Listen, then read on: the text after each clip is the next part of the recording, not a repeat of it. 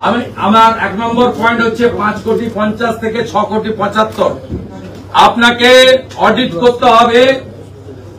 প্রচুর বাংলাদেশি মুসলমানদের নাম এবং মৃতদের নাম অন্তত কয়েক লক্ষ, হিউজ নাম্বার, এই 5,50,00,000 থেকে 1,75,00,000 এই 125-এ রাখা হয়েছে। A large section of ERO and ERO they are involve এই স্ক্যাম। এটা আর আইপ্যাক এর এত সাহস হয় কি করে ডাটা এন্ট্রি সহ এর মধ্যে ঢুকেছে? এর আমরা ইন্ডিপেন্ডেন্ট এজেন্সি দিয়ে তদন্ত চাই।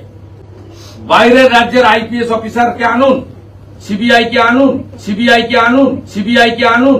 দর্শক বন্ধুরা, গতকালকে রাজ্যের বিরোধী দলনেতা শুভেন্দু অধিকারী সরাসরি ক্যামেরা, বুম, সাংবাদিক এবং তার পোষা পেঁচো ইউটিউবারদের নিয়ে ঢুকে পড়েছিল নির্বাচন কমিশনের দপ্তরে এবং সেখানে রাজ্যের মুখ্য নির্বাচন কমিশনার মনোজ আগরওয়ালকে অন ক্যামেরা এত কোটি থেকে এত কোটি পর্যন্ত নাকি ভুয়ো ভোটার ঢুকে আছে।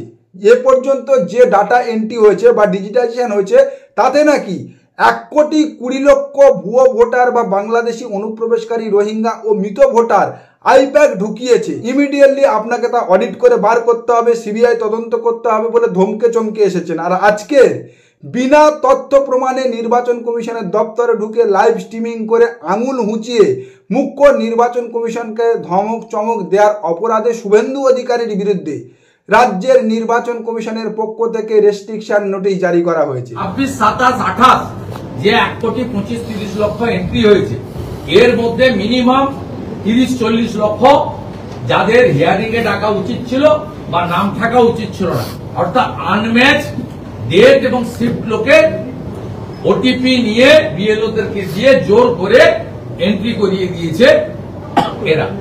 আইপ্যাকের লোক এবং শানু বক্সির মতো কিছু ভিডিও। দেখুন, প্রথমত শুভেন্দু অধিকারী এই যে সমস্ত তথ্যগুলো বা যে ডাটাগুলো দিচ্ছে, তিনি যে সংখ্যাগুলো বলছে যে 26, 27 এবং 28 এই 3 দিনে নাকি 1,20,00,000 ডিজিটাইজেশন হয়েছে এবং তার মধ্যে কত ভুয়া ভোটার, কত মৃত ভোটার ঢোকানো হয়েছে তাও তিনি সংখ্যা তথ্য দিয়ে বলে দিচ্ছে। শুভেন্দু অধিকারী এই ডাটা, এই তথ্যগুলো কোথা থেকে পেল? যে তথ্য নির্বাচন কমিশনের কাছে নেই। যদি নির্বাচন কমিশনের কাছে এই সমস্ত তথ্যগুলো থাকতো তাহলে তো নির্বাচন কমিশন সাংবাদিক সম্মেলন করে বলতো। শুভেন্দু অধিকারী এই তথ্যগুলো কোথা থেকে পেল? প্রশ্ন তো উঠছে সেই জায়গা থেকে।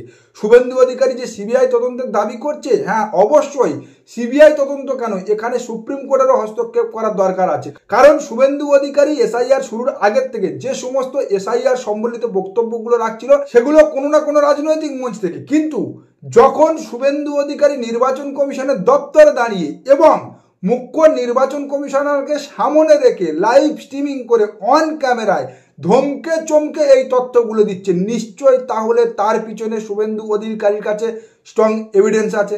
সেই এভিডেন্স শুভেন্দু অধিকারী পেল কোথা থেকে? প্রথম তো সেটা খুঁজে বের করা দরকার, প্রথম তো সেটা তদন্ত হওয়া দরকার। আর সেই জায়গা থেকে যখন বিরোধী রাজনৈতিক দলগুলো নির্বাচন কমিশনকে চেপে ধরেছে তখন নির্বাচন কমিশন শুভেন্দু অধিকারীর বিরুদ্ধে রেস্ট্রিকশন নোটিশ জারি করেছে। জানি এই নোটিশের কোনো গুরুত্ব নেই, আগামী দিনে শুভেন্দু অধিকারী তাতে কিছু যায় আসবে না, শুভেন্দু অধিকারী যেমন চালাচ্ছিল তেমন চালিয়ে যাবে না। কিন্তু এই যে নির্বাচন কমিশন শুভেন্দু অধিকারীর মতো ঘুঘুকে ধরতে না পারুক, অন্তত ফাঁদ দেখিয়েছে, তার জন্য কমিশনকে ধন্যবাদ। আর এই যে ছবিটা দেখছেন, যে ছবিটা দেখিয়ে গতকাল থেকে বিভিন্ন সংবাদ মাধ্যম ও ভারতীয় জনতা পার্টি প্রচার করছে যে ফর্ম ফেরত না আসার তালিকায় 22টা জেলার মধ্যে সবচেয়ে শীর্ষে রয়েছে দক্ষিণ 24 পরগনা।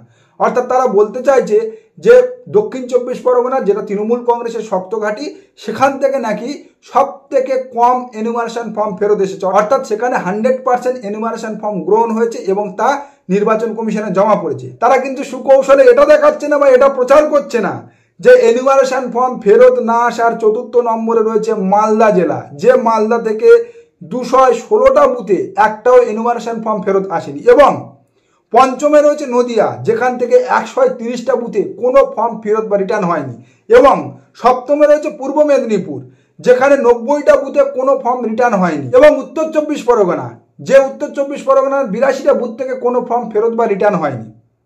22টা যে জেলা থেকে ফর্ম ফেরত বা রিটার্ন না আসার গল্প গতকাল থেকে সংবাদ মাধ্যম প্রচার করছে, তার মধ্যে তাহলে এই মালদা, নদিয়া, উত্তর 24 পরগনা, পূর্ব মেদিনীপুর, কার্শিয়াং, কালিম্পং, আলিপুরদুয়ার, এগুলো কাদের শক্ত ঘাঁটি? কোন রাজনৈতিক দলের শক্ত ঘাঁটি? কার্শিয়াং, কালিম্পং, আলিপুরদুয়ারের একটা দুটো তিনটে হলেও বুথ থেকে তো ফর্ম ফেরত আসেনি। ভারতীয় জনতা পার্টি ও সংবাদ মাধ্যমের এক অংশ গতকাল থেকে যে প্রচারটা করে আসছে যে তৃণমূল কংগ্রেস যে সমস্ত জেলাতে শক্তিশালী সেই সমস্ত জেলায় একটাও ফর্ম রিটার্ন হয়নি। এটা কি হতে পারে? সেখানে কি কেউ মরে যায়নি? সেখানে কি কোনো ডেথ ভোটার নেই?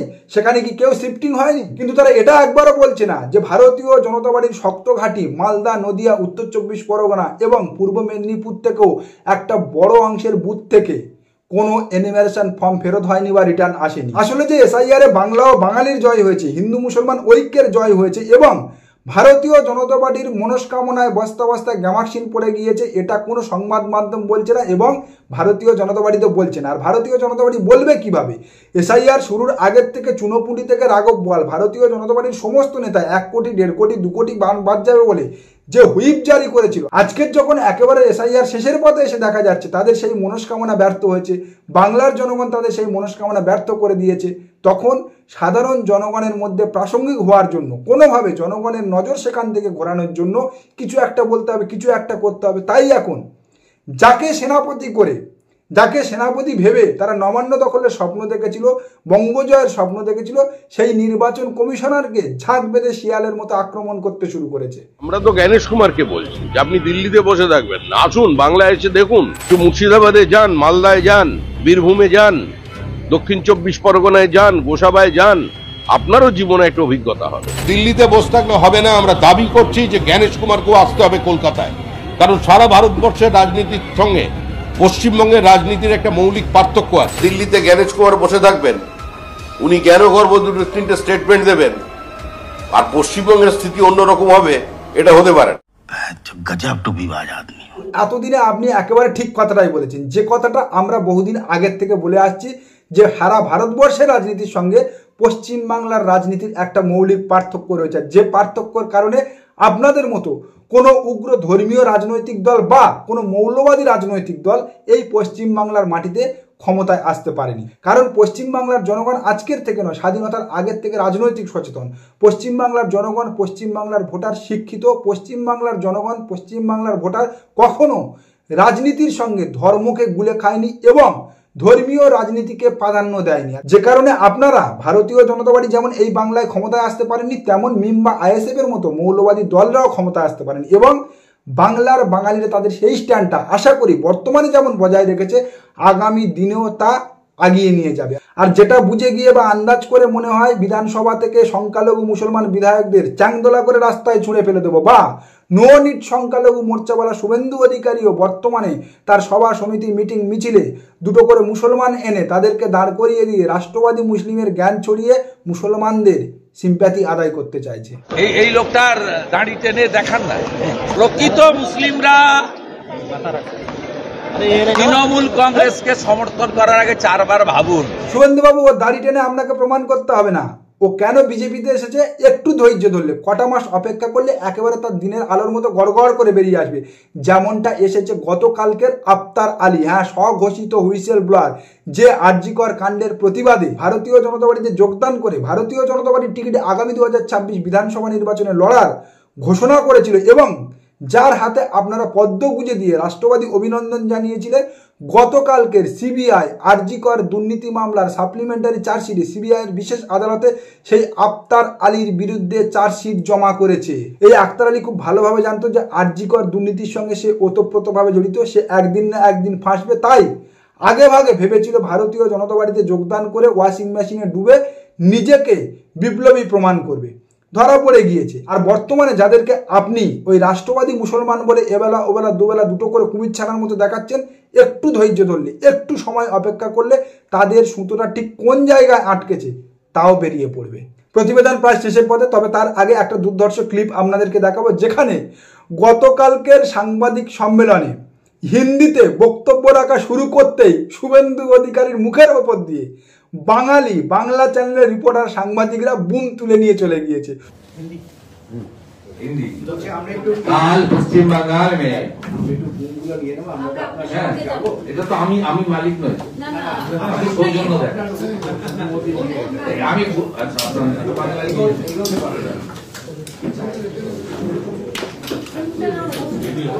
হিন্দি বলে